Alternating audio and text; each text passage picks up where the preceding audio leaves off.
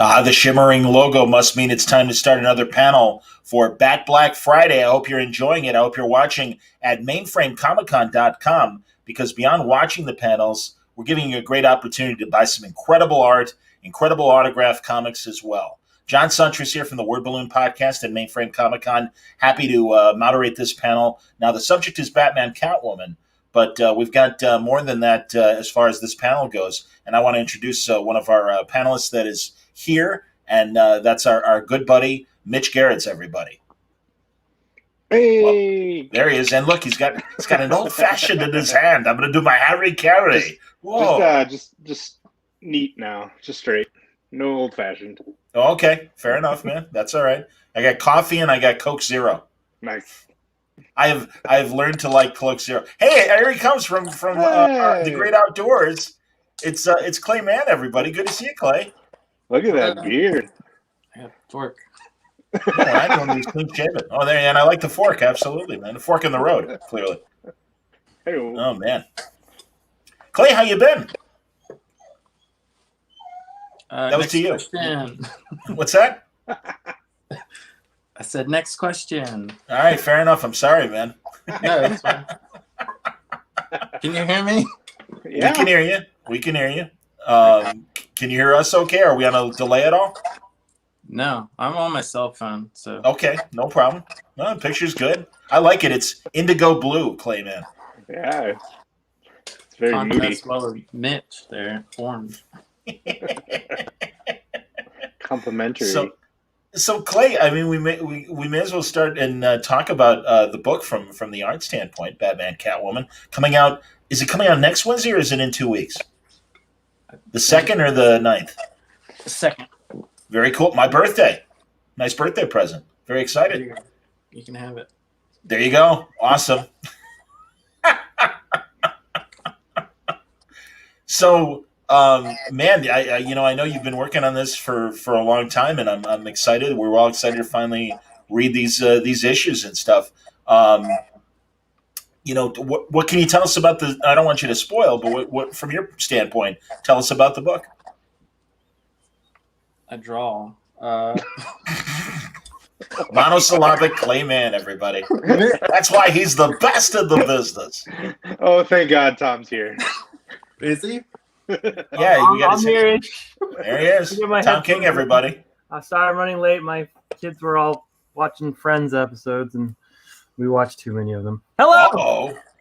Why is this working? I like how Friends is like the Saved by the Bell for this generation, but Totally. not as kid friendly as Saved by the Bell, certainly. So you got to be careful, man. You got to make you got to be a full time parent and stuff. Were you making fun of? Because Clay have a beard. There's all sorts of revelations. It's so funny. We've been talking through this whole pandemic, like daily, like literally all day long. But this is actually the first time I've seen Clay. He sends me lots of pictures. They are not always wanted or solicited, I guess. Anyway, I'll post them later on social media for the fans. Tom, is that Ace the Bat Hound in the background, or is that Clay's dog? Whose dog was that just howling? That's my dog. That's Rob. Fantastic. I don't know what she's yelling at. Oh, She's yelling at me because I was running around because I was late. And she's like, "What's going on? Is there something fun happening?" I'm closing my door using original art to push the door. All right, I tried to ask Clay the question about what he wants to tell us about Batman Catwoman without spoiling it, and all I got out of him was that he drew it. So that's you just spoiled it! Oh, I told everybody it was theft. Oh, that's embarrassing. You ruined the comic. You were the big surprise guest. So for people who haven't heard us talk lately about Batman Catwoman, Tom, give us a bird's eye view of what you can tell us about the story that you got coming up.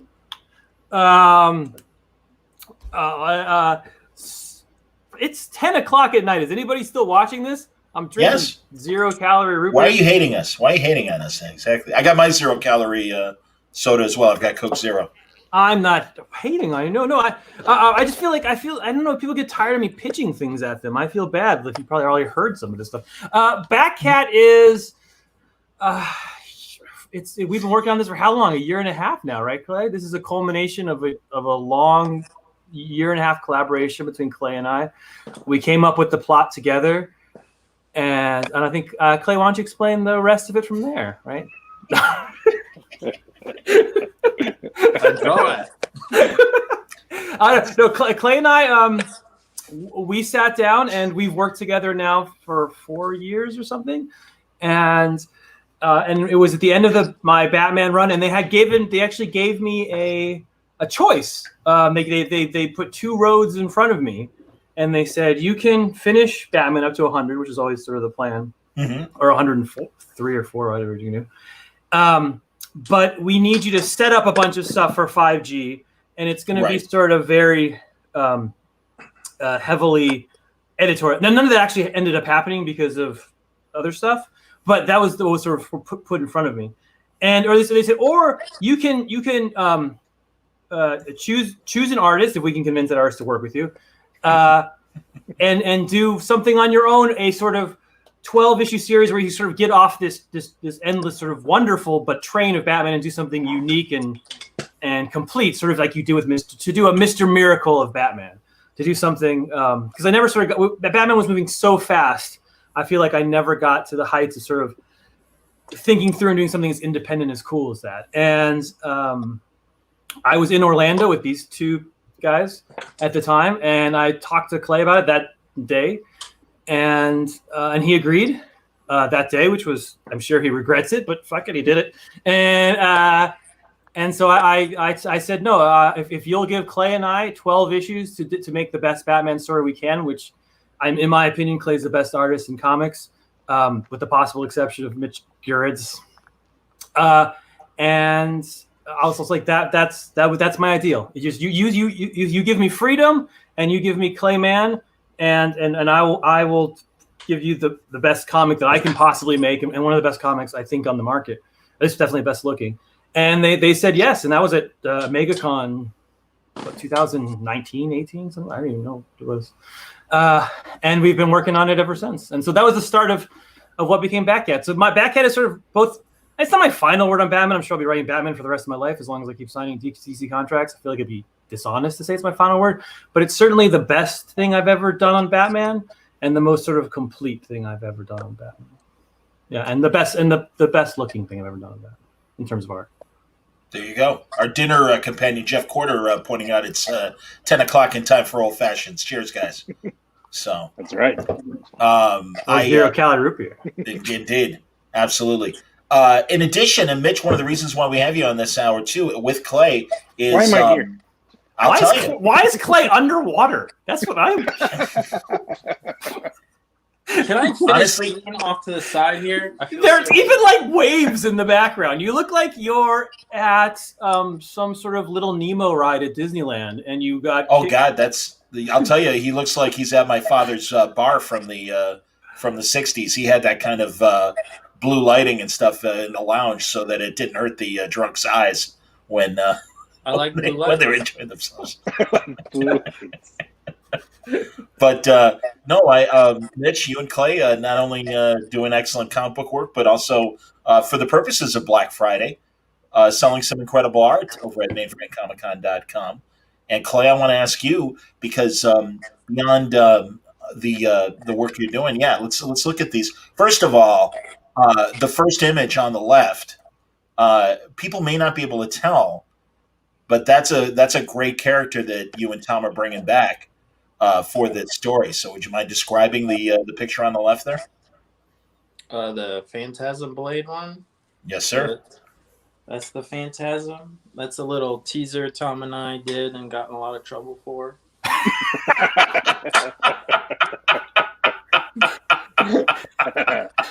Clay, I feel like you could just say Tom and I did and then got in a lot of trouble for is implied. I think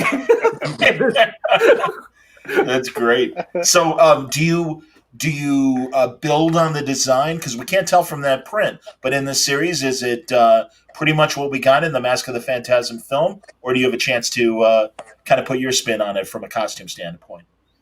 The mask changes. Just, yeah, it's all a bit different, just fleshed out a little bit. Because in the cartoon, you think she's a male, right? And I was trying to figure that out without making it like, because I remember reading the Avengers when I think David Finch was drawing Ronin. Mm-hmm. And I'll be honest, I wasn't reading it. I was buying it for the pictures. But I remember Ronin. Oh man, somewhere Bendis is crying right now. Yeah, exactly. Don't make Brian cry. Too many words on page. But I remember Ronin clearly looking like a man, and David Finch draws tons of muscles. And then just one issue, it wasn't Hawkeye in there, it was Echo. That's right. And I'm like, okay, I don't get it. And I just didn't want that to happen again. So my Phantasm, she's a little built up with a little bit of sort of armor and stuff underneath. You'll see in the book. I'm excited. Yeah, it's just not like a simple black bodysuit like it was in the cartoon, and the mask has some slight changes. Okay. And tell us about the middle image now, the shot of the Trinity here. What was that for? That was for when I was on the book Trinity. It was the first cover I ever did for that book. Cool. Yeah. You can see the old Superman costume in the background with the little teeny belt. Oh, that's funny. Yeah. Does he have the crazy collar too, or is it just the teeny belt? There's a teeny belt, I think. I think that's post collar, yeah. Yeah, I think that was the I think it's a little collared-ish. I can't tell. What do you mean by collar? No. On his neck? Remember he had the New 52 weird collar? Like everybody had like There's no collar on his neck on that one. Okay. I've never drawn the collar on his neck ever. I'm nearsighted. I can't tell from that shot. I don't know. It's pretty small. Yeah. And then the final one is, of course, from that's from Tom's earlier run on Batman, right? Yeah, that's a crazy splash. Sex on the beach, if you will. That is, yeah. I still had to draw that after I knew about Batcat. We still had those 2 issues to finish. Oh, yeah, that's right. That's right. But that is Robin's Nest. Got it. Yes. So it's a sophisticated Clay. Clay puts a lot of Easter eggs in his work, and so that's an actual place in Hawaii called Robin's Nest. So it's a pun on Batman, Catwoman, Robin. I get it. No, that's really cool. It's not a pun. It's not a pun. What is it? Magnum PI. Magnum PI's backyard. Yeah. I thought it was Masters. a Robin thing. I had no idea. Robin Masters. That's how little Easter. I thought it was a Robin, like Robin. Oh, hello, Magnum. I got to do my John Hillerman now. Hello, Magnum. That's not fair when Suntress is like on and he's getting those deep Magnum PI references, and I feel like you could have put that together. I think you're tired. Mitch, let's take a look at your prints that you saw. These are amazing. These are great black and white prints. The first image, tell me about that. That's an odd. I mean, actually, that's probably a normal predicament for Batman hanging on a building like that. That was a weird thing where, so Comic Sketch Art, the guy who reps like me and Clay. Mm-hmm. I think it was a Toronto show, and they asked me to do like a special print just for this like VIP event. And so I did one and sent it in, and they were like, "Oh, this is too good to give away for free. You need to come up with something else." And so I just put this one together super quick. But our next VIP event is going to be much. Yeah.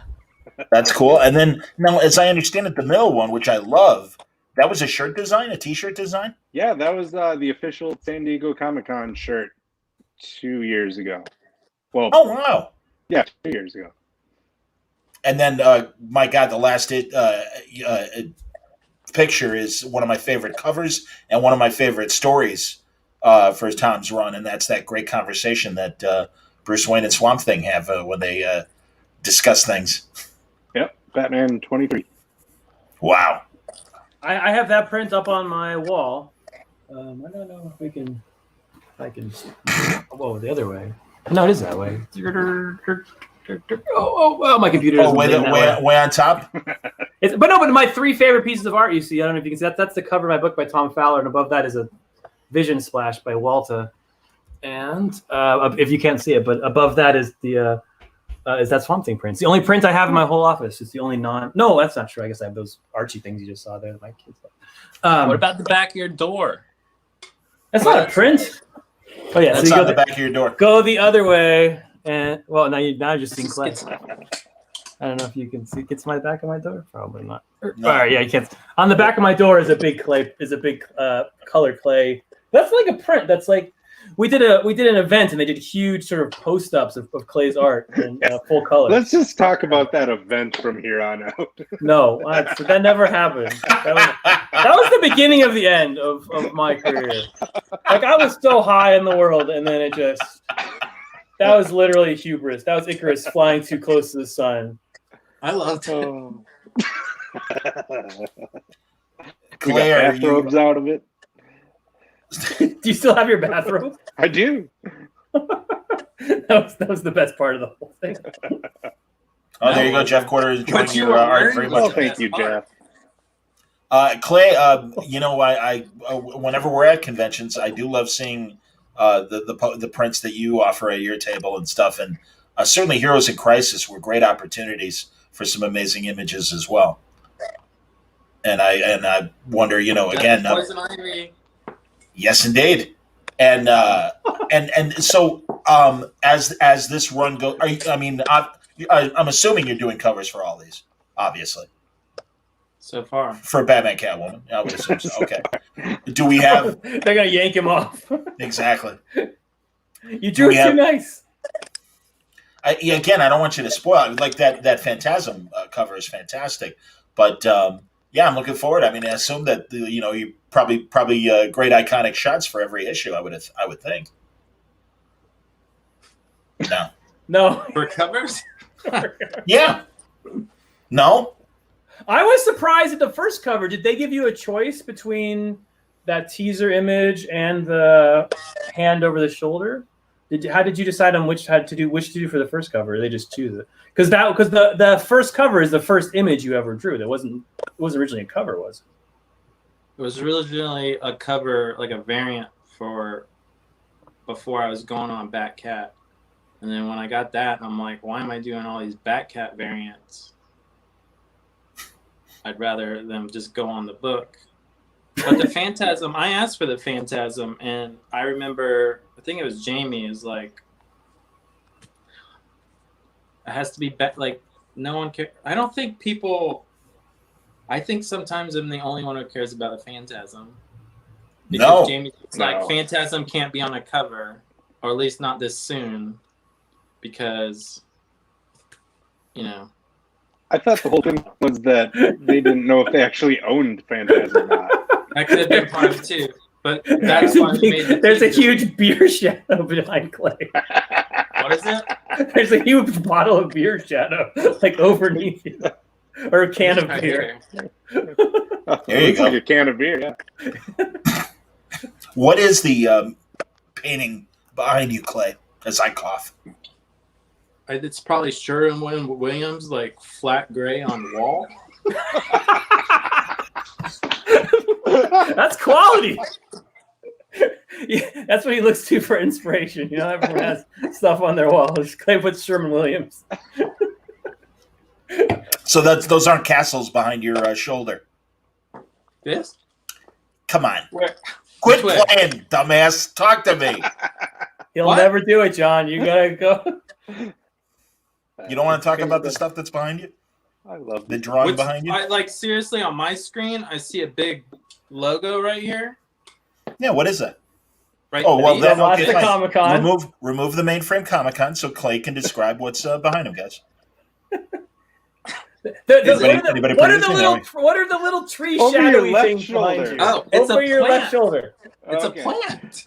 Oh, it's a plant. Excuse me. I thought it was part of the splotch behind you. I thought it was like some sort of surrealistic castle scene. We're in this That's hilarious world where every Zoom call is defined by what's behind you. Yeah, man. Come on. I put all the original art behind me there, man. Well, the Batman print of the animated series. Thank you, boys. Why does the blue get so much attention? And Mitch has like this glowing, burning blue orange sherbet behind him. glowing orange sherbet behind? Oh, the color on the wall. What do you? It's so bright. Hey, You can swear. Look like you're stuck on Star Wars. Oh, Mitch, what's behind your computer screen? What's framed behind your computer screen? That is the Alex Ross Gerads painting. Oh wow, it's just fantastic. I understand, but still, that's awesome, man. That's excellent. I just did a conversation with Alex last week, and we played highlights for it on the pre-show today. His new art book is amazing. Ooh. Really cool. He did a mashup. He did a bunch of genre mashups, and he has a big double-page spread, and it's Star Trek, Star Wars, and it's the original cast beaming into wherever they were in the Star Wars world with phasers at stormtroopers. It's fantastic. It's amazing. Wait, so he has a new book coming out? He has an art book that it actually debuted today, and it's called Alex Ross Unseen. And when good story, actually, a couple things. So he made that, but also when Dark Horse still had the Star Wars license, there was a proposal for a crossover with DC and the DC universe and the Star Wars universe. So he's got these amazing a shot of Batman and Boba Fett, a shot of Vader and Superman, a nice black and white sketch of Luke and Superman next to each other, and then the iconic who did the original Star Wars poster? Was that Straczynski? Struzan? Yeah. They do a knockoff of that includes a bunch of DC characters and stuff. Oh, cool. And it was going to be a whole DC universe thing. Yeah. And Dark Horse said yes, DC said no. So it's like, all right, oh well. Cool. So yeah, that stuff will never see the light of day, so he put it in his art book. Brand new art book.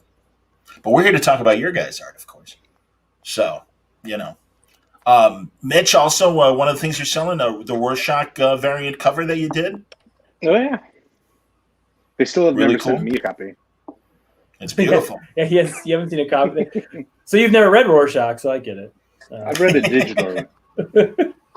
Tom, we had a great talk with a bunch of the Noir guys from Noir City, and they certainly acknowledged the Rorschach story, and we haven't had much of a chance to talk about it because it was still before it came out, and we didn't want to spoil anything.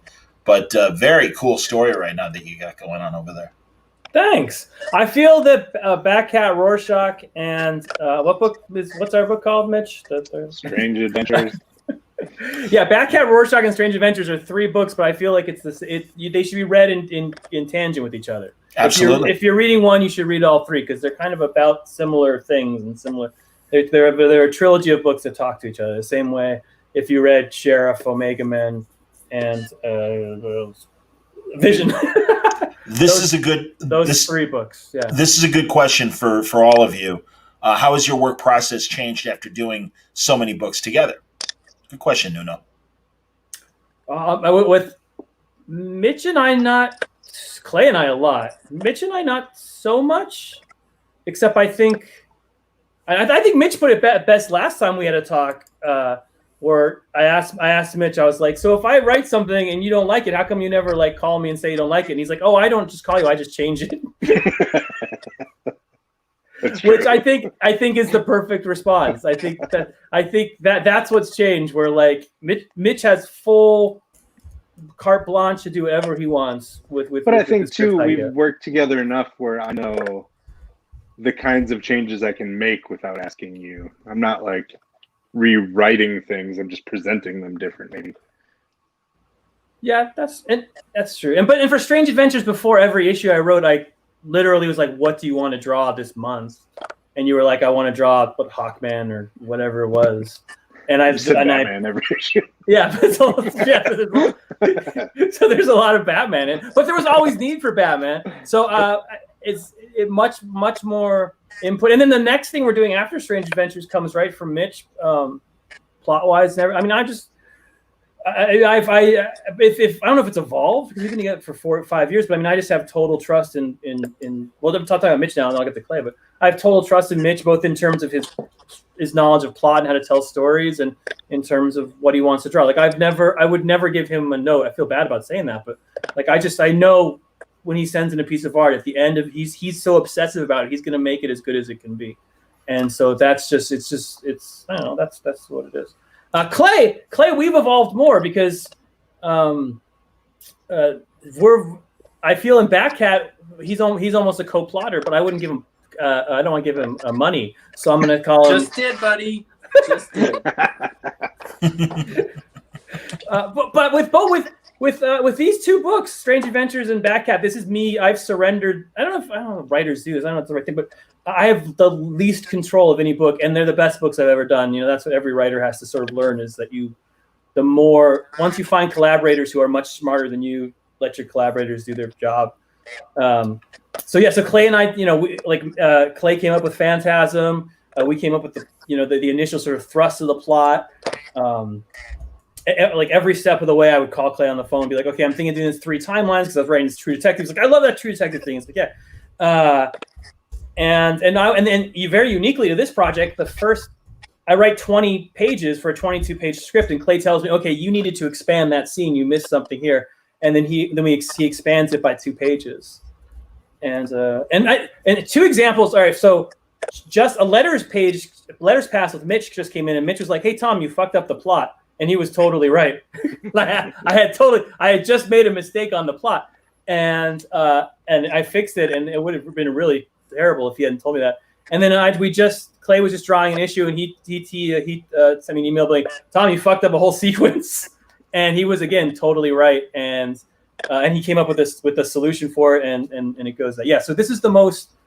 I mean, we're partners now. We're not writer and artist. I mean, I draw half of it, and they write half, and I think that's the way we're. Okay, Clay. I want to before we have Derek's question. Can you pull that back for a second, please? I'm not going to we're not going to post the question, but I will ask it because I will clean it up just in case we have children watching. But Charlie Samaritan says, "F the haters." Hero Initiative. No, you got to listen to what I'm asking, guys, before you put up a question. But thanks for playing back in director's chair. Charlie says, F the haters. Hero in Crisis is great and an amazing look at mental health. Also, top-notch arch all around. Clay, I couldn't agree more. I just reread Heroes in Crisis again because I don't know why I popped off the soft covers out. So I started flipping through it, and I got sucked in, which is stupid to say because I wrote it. I know everyone has opinions, and that's awesome. I love people having opinions. Comics are there so you can talk about them. I love that book. I think Clay could not have drawn it better. I think it's perfect. And so yeah, and I have people who come up to me all the time. I know a lot of people don't like that book, which is perfectly fine. But I have a bunch of people, a lot of ex-military dudes, a lot of people who've been through stuff who are like, this really hit me in the gut and helped me through a hard time. Like when we used to do cons, I used to get all the time in my line. So yeah, I love it. The only thing I really hate is the title. The title is shit. So I feel like that's bad. But besides that, I love that book. I think I'm super proud of it. I think it's a great book. I think it was a great psychological look at a lot of characters, and I think we got deep characterization in it. And Clay, the interiors and the covers, man, you fucking knocked it out of the park. You see, I just was going to edit, 6 and 8. now I'm dropping Great job, Clay. Yeah. What, Mitch? He said 6 and 8 in particular. Those obviously were his covers, I'm assuming. Lee Weeks, too. Yeah, that book is Lee Weeks, Clay Mann, and Mitch Gerads. That book is awesome. Even Jorge Fornes is doing Rorschach, came in and did a few pages here and there. Mm-hmm. And then Travis Moore. Yeah, Travis. So yeah, that book. I didn't draw any of it. Yeah. Now let's a little foreshadowing there. Absolutely. Oh, that's right. We put in that. That's a little foreshadowing. I'm going to take another question. This is from Mr. Monarch. And here it is. And I'll start reading it, and we can put it on the screen whenever you want. But will the collected edition of Batman Catwoman have the annual future Batcat story and the Helena Catwoman story? I don't know. It depends. I the way DC will probably try to sell it to you a few times, so I bet they'll just put it out the normal way. We're doing a Batcat annual, which we're doing for this 12 issue that JPL's John Paul Leon is drawing, and so I imagine that'll be in there. But yeah, I would like it. I mean, there's I've said this before, but the precursor to this whole thing is the Batman Annual I did with Lee Weeks and Michael Lark, Batman Annual 2. which shows sort of Batman's past and his future. And so this takes place in 3 timelines: the past, the future, and the present. So it takes off like what happens next in those 2 timelines. And then I've done these little prequel things. I did in the Catwoman special. I did a little prequel to the Batcat, and in Detective 1047 with Mikkel Kanin, and in Detective 1027, I did a prequel with Walt Simonson. So there have been sort of lots of hints towards it, Yeah. that have been sort of building it to what Batcat is. That's awesome, man. Absolutely. I'm looking at the questions here. Gore Vidal. Let's go to Gore Vidal's question. He asked. Gore Vidal's always on here. He always watches. I know. From the grave. I appreciate Gore Vidal. He asked Mr. King, after reading Rorschach, Don DeLeo's novels, or am I saying it wrong, came to mind. Books like Libra, Falling Man, and Mao in particular. And the film Executive Action, I am a big fan of Executive Action. Did DeLeo influence the book? I've read Libra and Mao too. I haven't read Falling Man. I like Mao too. I don't know. I mean, not directly. I mean, maybe it was in the back of my head. I read those when I was younger. I was probably like 18 years ago or something. I go to Falling Man's post 9/11, right? That's about the actual Falling Man. So yeah, I mean, maybe they're in the back of my head, but I can't say directly that work influenced me. There's a lot of John and I talk about this constantly. There's a lot of noirs in there. There's a lot of sort of 70s paranoia thrillers in there. And then there's a lot, but for novels, there's a lot of Jim Thompson. I don't know. Yeah, it's influenced by 1,000 different things, and and maybe a little bit of Alan Moore, if I had to admit to it. And yeah, there's I really Rorschach. I love my 3 books I have out now. I was off. It was very weird. I was doing Batman and Heroes in Crisis, and so I always had like 4 books out at the same time. And then when Batman ended, it coincided with COVID hitting almost at the same time. And suddenly I was off the shelves for 6 months, where I had sort of no books on. And then Strange Adventures has been out. But this now finally with Batcat coming out, all 3 books are out on the shelves, and it feels like it makes me very comfortable. I've kind of felt empty for a little bit, not doing. I was like, nobody's yelling at me. I must be doing something wrong. But then people start yelling at me for other stuff. So I was good. Mitch, I love what, and then obviously this is informed by Tom's script, but in Strange Adventures, Alana is such a great character, and I really think you capture her beauty and her, conniving House of Cards kind of power behind the throne attitude. She's by far my favorite character in that book to draw. It shows, man. It absolutely shows. Did you draw the sex scene? And I know it got it got toned down in previews, but in the early issue, did you draw that or did Doc draw that? I drew the sex scene in issue 1, but then Doc drew a sex scene in issue 6. Yeah, in issue 6 that got, or maybe 5. I think it was 6. Okay. That got a little censored. They basically told us that we've already passed our amount of butts that we can show.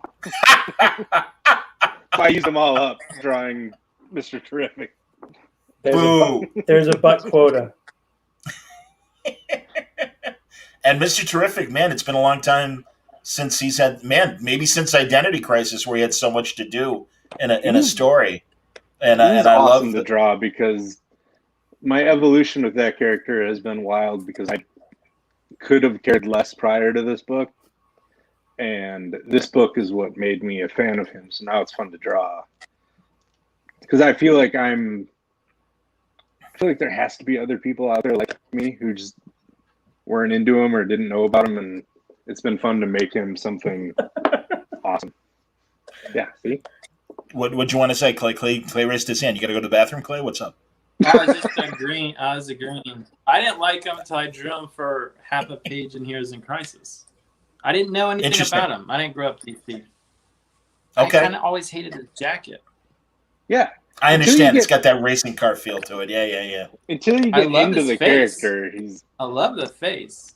Yeah, the T instead of a mask. I agree. Really, I didn't just like the never- T mask. I thought it was all very. Get outta corny, here, the Tom. T mask. All right. The T was the thing that was corny to you, but fair play on the jacket was just fine.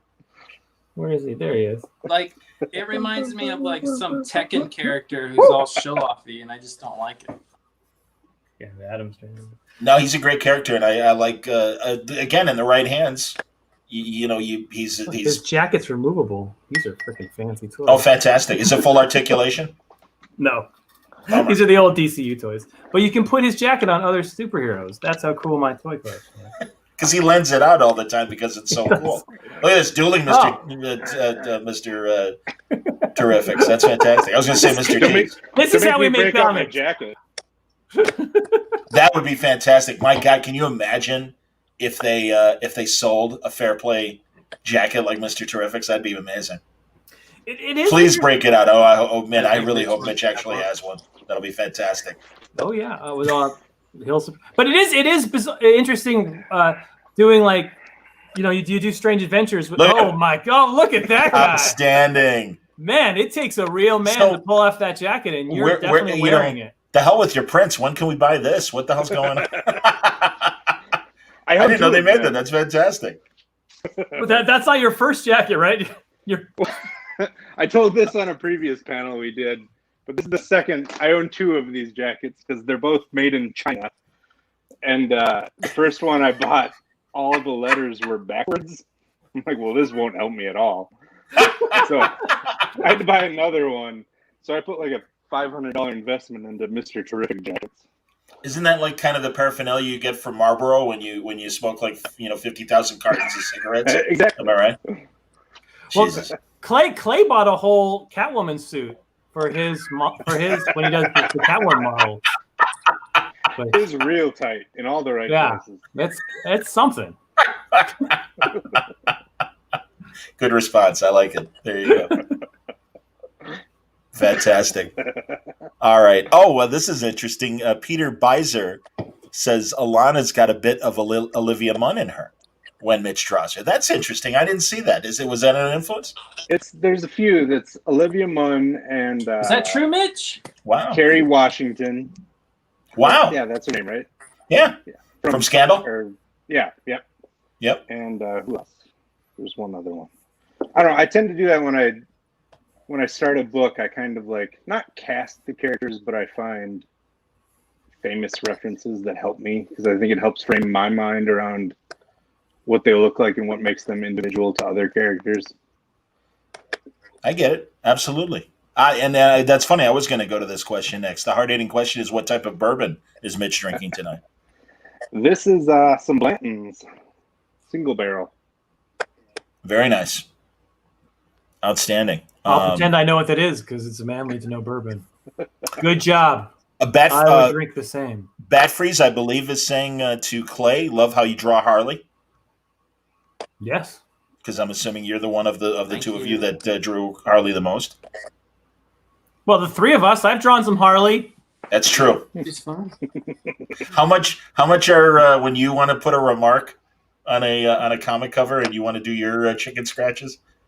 Do you pay them for taking it? I pay them quite a bit, yeah. Because if you get most people who they want to slab things, they want to get them graded, and it's a CGC policy. It's if a Tom sketch is on there, it's a 5.0 and below. So people who are collectors are like, this is going to cost me lots of money. Mitch, how many times have you watched the Taylor Swift film on Disney? Passeur was asking that question. Or just once so far. Fair enough. I've listened to the album a lot. I totally made myself look terrible on Twitter the other day. That was the best. It was not the best. They released the live album for it. But what I didn't know... What does a Taylor Swift live album sound like? Yes, I would like to know. It was her and then the 2 producers playing the entire album just in the studio. But so I tweeted out like, wow, it's such a testament to their musicianship that it sounds exactly like the album. Not having seen that the first half of the album, side 1, was the actual album. The live album was the second side. Fantastic. Tom, how did? All right, this is from Greg McKean asking. There we go. Clay has left us. All right. I'm assuming that his phone crapped out. That was the deal beer breaker. can just fell on him finally. That is the deal breaker. Absolutely. This question from Jeff McKean for you, Tom. How did you get? I'm assuming Michael Lark involved in Bad Animal 2. It was such a fun surprise to have him for the back half. My understanding, and this is from my memory, and I don't always remember things correctly, so Michael Lark might be wrong. I'm putting a warning on this. Okay. Well, because I tried to get Lark to come back on the book because I loved his stuff, and when I communicated with him, I was like, "Come back on." He's like, "No, I love the stuff I'm doing with Rucka, and it's amazing." And I was like, "Oh yeah, of course. Why would you say that? It makes sense." And he's like, I was curious, like, why did you come on the book? And my understanding was, and again, this could be wrong. He told me that his son was a fan of mine, so just to impress his son, he decided to do a little work with me. And he's like, and that's enough. I got the credit I needed with his son. I'm done. So yeah, Michael Lark killed it in that issue. He drew perfection on those 8 pages. It's the only time I've ever gotten a comic back where I cried in my own comic, which is stupid because I made it up. But when I got his pages back of Batman Bruce's death, I was walking my dog and I sat down on a bench and tears came to my eyes because I was looking at the death of Batman and it reminded me of sort of what my death might be like. And so I don't know. Yeah, but that was my understanding, that it was just like I do that too, where you're just like, I waited in line for, an hour to meet John Cena just so I could tell my son. He's like, oh, great. And then he went back to doing his homework. Hey, while we have a second, let's direct everybody again to the main website, mainframecomiccon.com. And let's show Clay's prints, even though he's in our absence. But there they are. Absolutely, man. So you got the Phantasm cover, you've got a great Trinity cover, and Batman and Catwoman live at Robin's Nest. That Phantasm, each one will be signed. Each one will be signed, yeah. And that Phantasm cover is literally the first DCU Phantasm image of all time. She appeared in some sort of Am I back? Yeah, I hear Clay. There you are.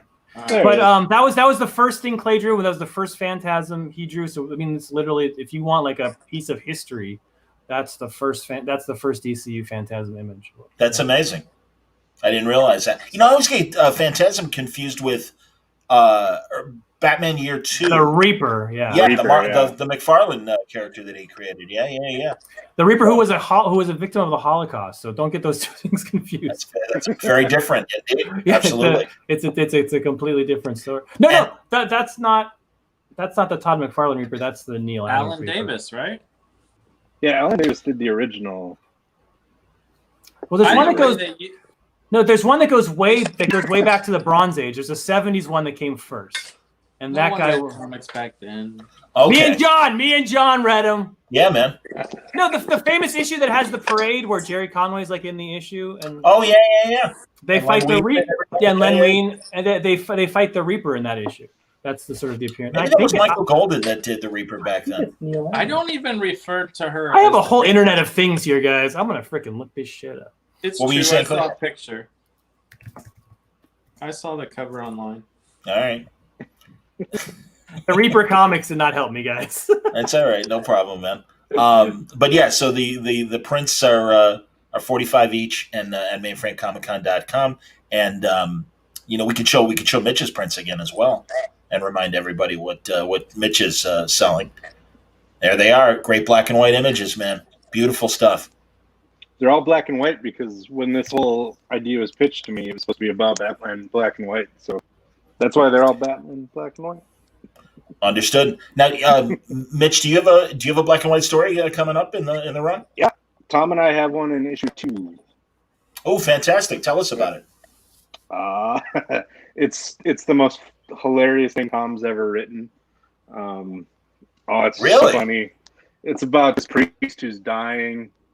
It's hilarious. You'll have to read it. Batman 237. It was Neil Adams. I am the comic book king. Attaboy. Well done. Because you looked it up. But I was right before I looked it up.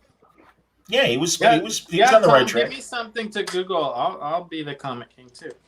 This is like Mr. Terrific. He's not actually smart. He could Google all that stuff. So Clay, who can solve a crime faster? I'm betting on your hat, Thomas Magnum or Batman.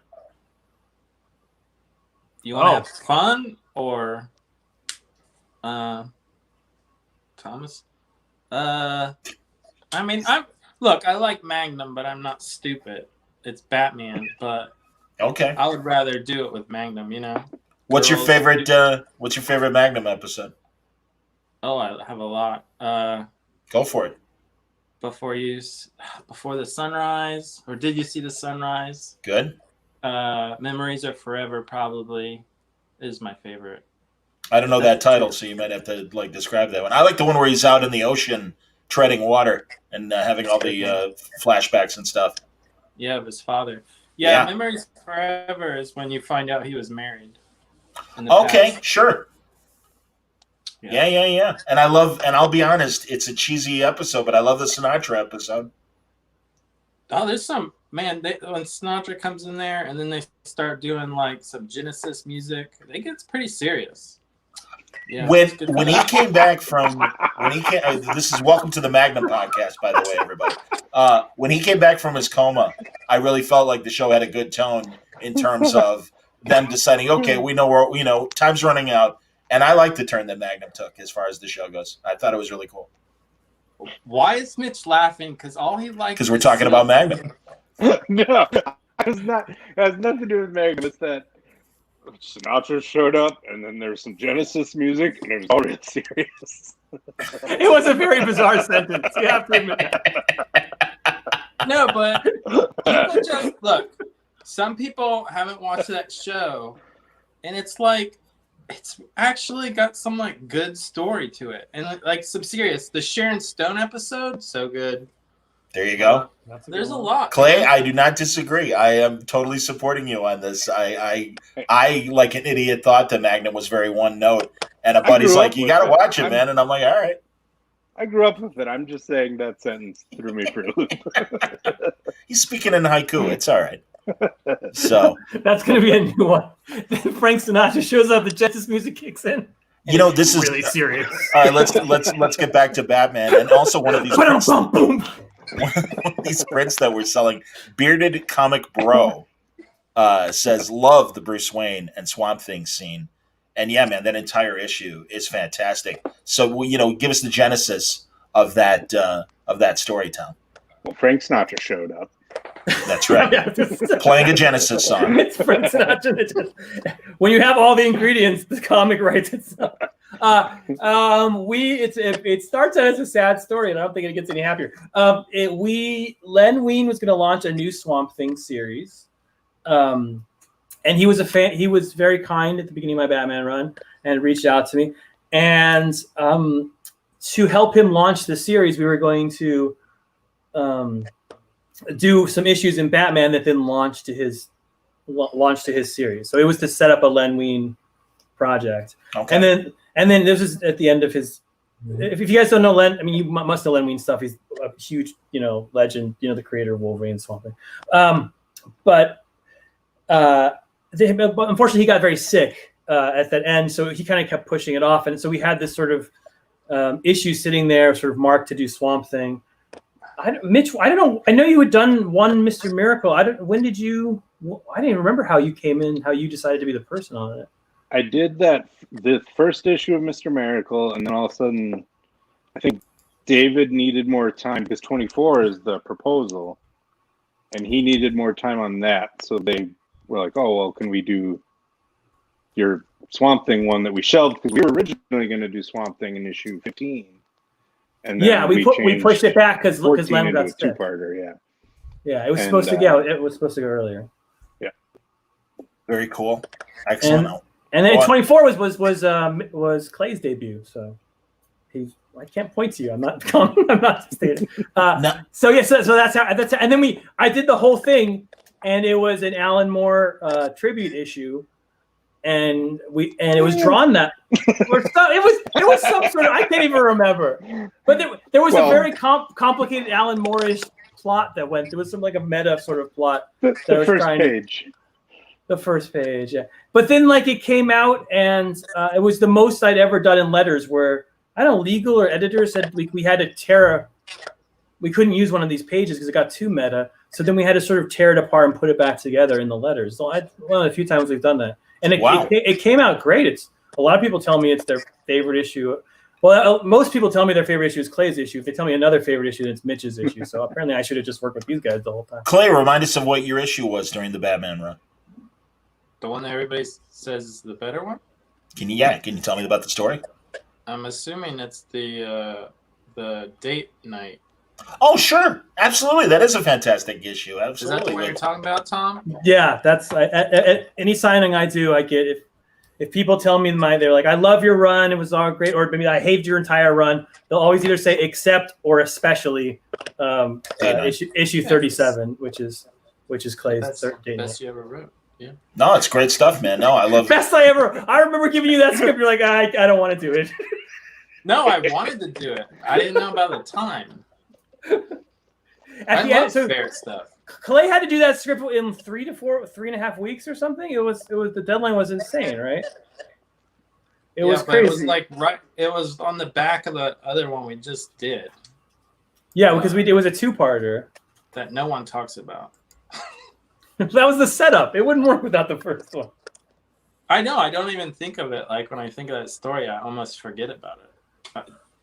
Oh, this is interesting. No, but that's not true, Clay. Because if people take 2 pages from my Batman run, they take those elevator pages. Elevator, yeah. Which are in the issue before. Those are probably the 2 most famous pages from my whole run. Interesting. Are in 36. So that issue paid off. It was a fun issue. I really like that one. That's a great issue. Clay won't give me those pages, even though I asked him for. Which pages? The elevator page. Hey, Tom, can you show us all the Kubert stuff on your wall that I know you paid for? Right there. Wow. Isn't that pretty? The point was, I'll give you anything for money. Yeah.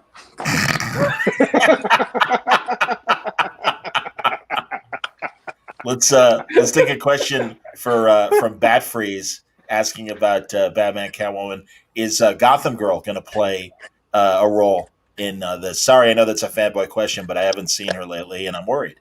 It's a wonderful fanboy question. No, Gotham Girl is not in this. This is a 4-character piece.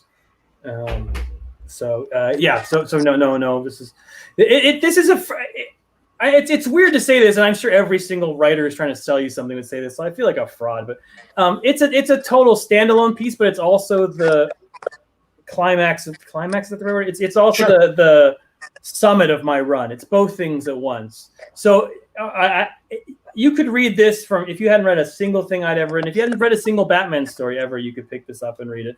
But also, if you've read everything I've written, then it sort of adds to it. But every freaking writer is going to tell you the same thing. So I don't know if that's good. I screwed up and I already dropped an F-bomb too. Skyrotic asks, Tom, do you change your writing style for different writers?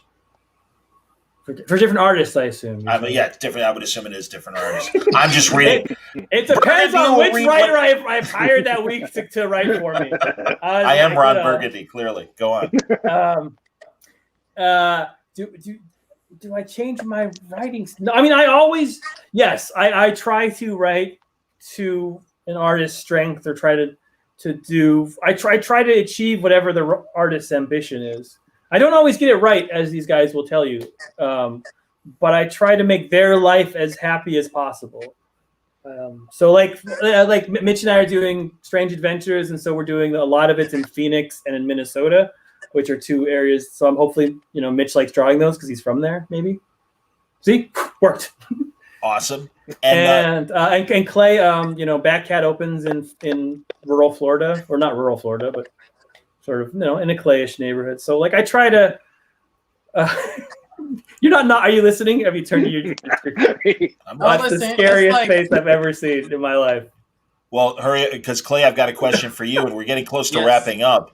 But Raphael asks to Clay, what is it like? And this is a great question because this guy's a great colorist. and I don't know, forgive me if he's not a woman, but Tomeo Morey. What's it like working with Morey, the best colorist he's ever seen, Raphael, and also he pays you a compliment, Mitch, and says you're an amazing colorist as well. And we know you're coloring strange. Well, but you're coloring Strange Adventures and everything, so that's cool. Yeah, I love the fact and you guys Doc are coloring ourselves. Yes, that's amazing. But yeah, tell us, Clay, what's it like working with Morey?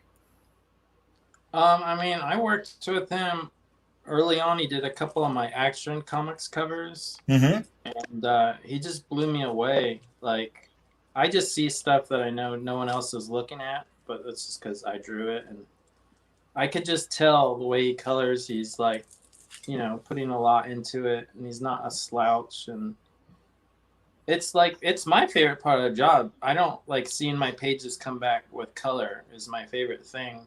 And, there was a time I didn't have him at DC, and I fought really hard to have him on Heroes in Crisis. So I think I mostly fought me. No, I mean, I fought you. Yeah, I don't think you wanted him, but also the editors didn't. But I remember, and then I had to I wrote this huge long email and had to explain myself a lot. And I just said, this is what I really want. And then I remember when the first few pages started coming in, I remember our editor was like, I can see what you're talking about. Yeah, I love him. I mean, he's a sweetheart and he works really hard. He's, I just appreciate him. Well, we're all looking forward to seeing what he does with Batman Catwoman. So that's great to hear. Inks with Thomas. What do I say? He says he hides his inks. I think again, this is a time then the you learn to listen to your artists. I'm just a boring person. I was like, oh, we've had so much success. Why would we change what we're doing? And Clay's like, no, this is the better way to go. And he was right, and I was wrong. Chuck, if you're backstage, if you want to take over and throw these last questions at the guys, I have to get over to the next room and get ready for the hangout in the Batcave panel that's coming up. Absolutely. Oh my God. So if you want to take the handoff and everything, guys, well done. Congratulations. I'm looking forward to the books, and we will talk soon. But yes, I will leave. Excuse me. Thank you very much. God, I could have talked about the beer can behind Clay all night long. I was literally backstage, freaking dying, laughing my ass off. Trying to look. What are you guys? How are you doing? Was that intentional? Because it's fucking perfect. It's amazing. Tab coming out. I mean, I don't know. He worked on that all day. Well done, gentlemen. This has been one of the funnest panels we've done in a while. I mean, I wish we could have gotten to all the comments, in the comments section. But hey, what are you gonna do? But yeah, man, super exciting. Freaking Batman Catwoman. Mitch, I'm sorry you weren't on the black and white panel. Which apparently I thought you were going to be on. If anybody in comics has figured this out, I don't go anywhere without Tom. Yes. Well, I don't go anywhere without you. I swear to God, they asked me, what panel would I like to direct, and I was like, I have to direct anything that has Tom and Mitch on it because it's going to be the funniest thing. And Clay, you crushed it, man. I want to thank everybody who joined us in the backstage, everybody who left in the comments. Tom, Clay, Mitch. Well done, guys. Clay, why do you have a dash between Clay and Man? That's a good question. Spider-Man? We're going to extend the panel because I'm very, very curious about that. Is that not the simplest thing in the world? It's the spectacular Clay Man. The spectacular Clay Man. Thank you. Web of Clay Man. Mitch, your turn. Oh, you messed it up. You totally screwed up the chemistry. God damn amazing. It was so easy. It was just right there. Problem. Just fucking twist that shit. Well, guys, thanks a lot for being here, man. Can't thank you enough, guys. Have a fantastic evening. Thanks for being on Mainframe Comic Con. Clay, Mitch, Tom. See you guys Buy later, some prints. They're beautiful. Yeah. Do it. On that note, let's roll a commercial, shall we? Thanks, guys. Thank you. Yep. Black Friday comic book deals are now available at mainframecomiccon.com. Like this David Finch exclusive variant starting at only $30. Limited edition prints autographed and shipped to you from only $45. Mail-in signatures with CGC grading available for your personal comic book collection. And impossible-to-find comic book posters all signed by the top names at DC. This is a limited time offer, so head on over to mainframecomiccon.com and pick up yours today.